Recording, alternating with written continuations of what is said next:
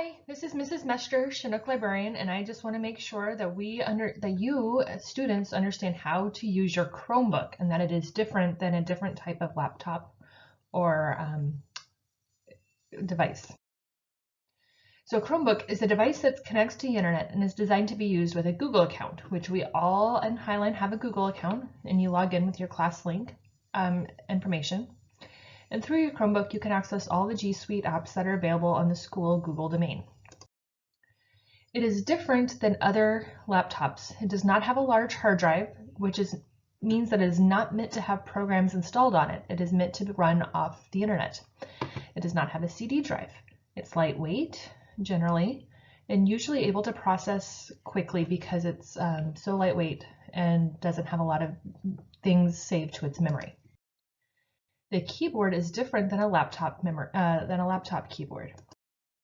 There is no delete key, there is no caps lock key, there are no home or end keys, and so you need to get to know the keyboard shortcuts. I'll put a special link to the Google Chromebook support page along with this video, but there are lots of different keyboard shortcuts that you should know to help you use your Chromebook more efficiently. The top row, way up at the top, has an escape key to get out of things. Go back a page in the browser, go to the next page, that's what that one is, refresh your browser, go full screen, switch to desktop mode, set screen dimmer to low, set screen dimmer to high, so these two change the brightness of your screen, turn the volume completely off, so mute it, lower the volume, turn the volume up, and power off the device. Some common keyboard shortcuts, things that people use frequently, are copy and paste control, which is Control C and Control V to copy and paste. So you highlight what you want to do and copy and paste. You can cut something to quickly delete it or remove it, so Control X. If you did something and you didn't really want to do it, you can undo your command by using Control plus Z. And you can get help on your keyboard just by hitting the Control, Alt, and question mark buttons all at the same time. Some other keyboard shortcuts. Because there's no delete key, you can hit the Alt plus backspace button to delete a character that's ahead of the cursor, that's the mouse button. Control plus backspace to delete a previous word, backspace. And also the caps lock alternative buttons. You can do Alt plus search to make all of your caps turn on, and you do that again to turn that off.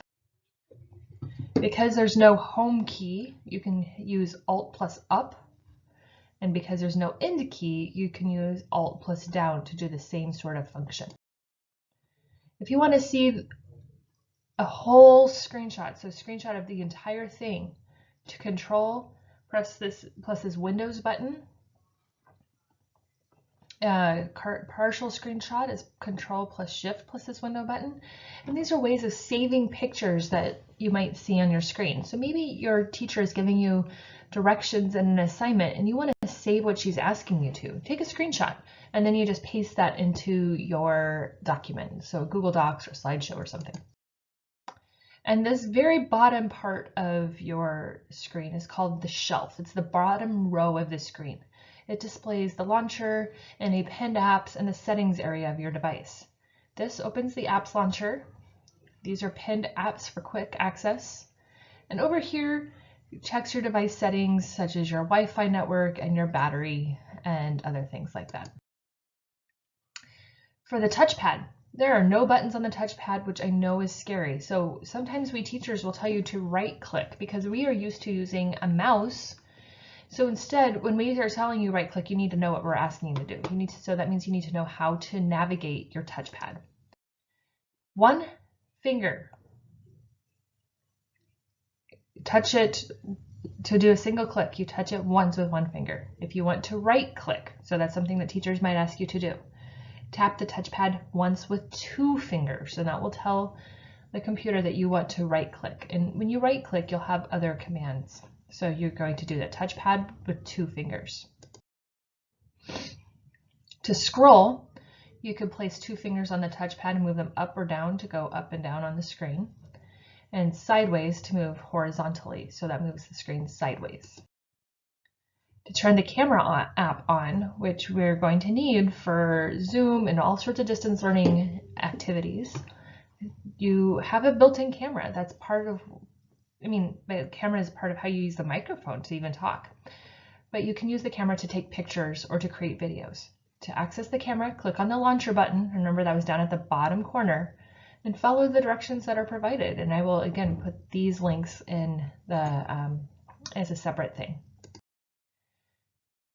The Chrome extension is a mini application that can be downloaded from the web store, and it'll allow icons to be seen at the right side. Many products are blocked through our web store because it's a Highline Schools account, but there are some things. So thank you, and that's just an overview of how to use your Chromebook. And many of you probably know these things, some of these might be new, but again, it's a Chromebook, it's just a little bit different, so here's some overview settings.